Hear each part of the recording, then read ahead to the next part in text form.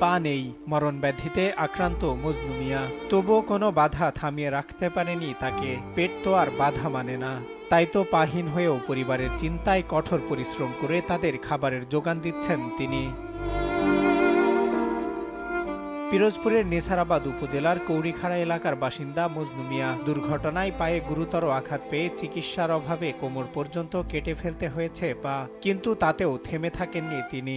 আমি প্রথম রসুন মিলে চাকরি করতাম। রসুন মিল চাকরি করার পরে আমার পায়ে একটা গুঁতো লাগে। গুঁতো লাগার পরে আমি ডাক্তার দেখাইছি, ভালো হইতেছ না। এর মধ্যে 7-8 বার আঙ্গুল কাটছি, পায়ের আঙ্গুল পাকি ওড়ে। এরকম ডাক্তার দেখাইতে আর পেটে অপারেশন করলাম। পেটে অপারেশন করার পরেও ভালো হয় না। এরপরে পাও কাটছি, ঢাকায় যাইয়ে 4 বারে অপারেশন করছি পাও, মিটফোর্ড হাসপাতালে।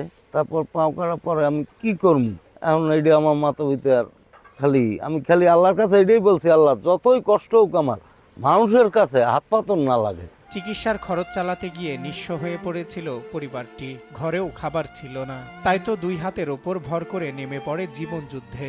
পরে এনজিও থেকে কিস্তিতে টাকা তুলে একটি ছোট্ট কারখানা খোলেন। এরপর আর ফিরে তাকাতে হয়নি তাকে। আমি একলা শুরু করছি কারখানা, তখন আমার চালান ছিল না।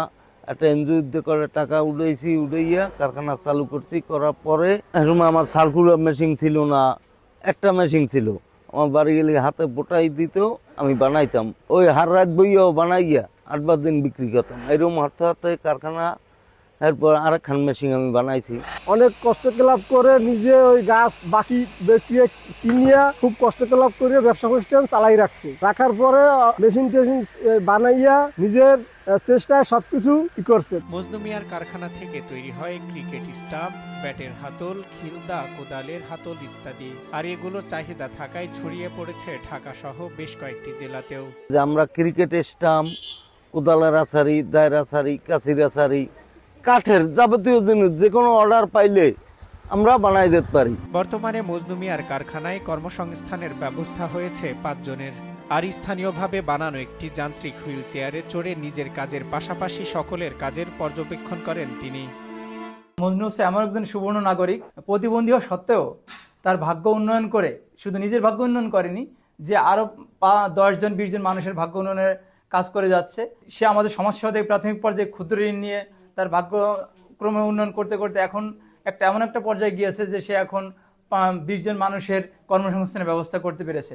আমার মনে হয় যদি সে আরো বড় করতে চায় তার ব্যবসাটাকে, উপজেলা পর্যায়ে যে বিভিন্ন অফিসগুলো আছে, আমাদের উপজেলা নির্বাহী অফিসার বরাবর যদি সে আবেদন করতে পারে, তাহলে আমরা ইউনুসের সাথে আলোচনা করি যে কিভাবে তাকে আরো আর্থিকভাবে সহায়তা করা যায়, যাতে তার যেই ব্যবসাটা আরো প্রসার হয়। আমরা এর চেষ্টা করব এবং সে আমাদের এই চেষ্টাটা অব্যাহত থাকবে। পঙ্গু হওয়ায় তাকে মোটা অঙ্কের ঋণ দিতে চায় না কেউ। এ সময় সরকার থেকে তাকে ঋণের ব্যবস্থা করে দিলে আরো অনেকের কর্মসংস্থানের ব্যবস্থা করতে পারবেন বলে জানান মজনু মিয়া।